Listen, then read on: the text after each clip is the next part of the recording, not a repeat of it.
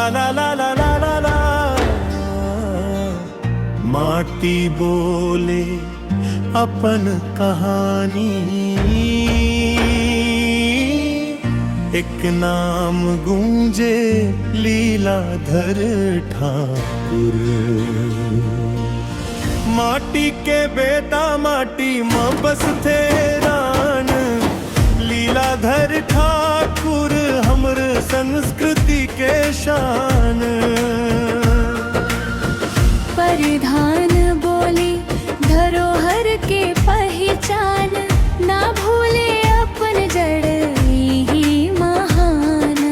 वेणु उठायत माया टपके गीत बने पहचान, छत्तीसगढ़ ही बोली में गूंजे माटी के सम्मान। दुख सुख हाट बाजार मेहनत के अरमान, गीत में बसते जन जन के सौ से सच्चा जान। माटी के बेटा माटी में बसते जान, लीलाधर ठाकुर हमर संस्कृति के शान।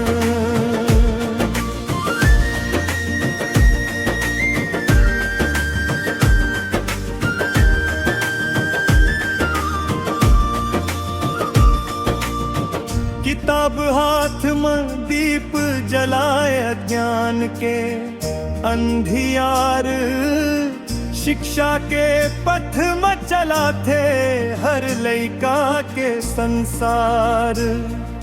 समाज सेवा मांगे आगे बिना कौन अभिमान, सेवा है पूजा मन थे यही है असली इंसान। मिलनसार है बोली बानी सबके संग मुस्कान, छोटे बड़े सब लादे थे बराबर समान।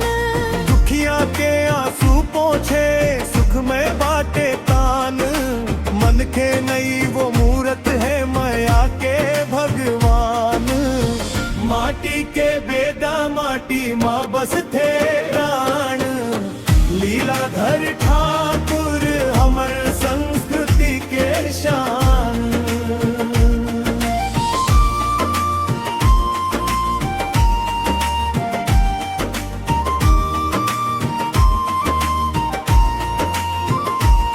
अपन संस्कृति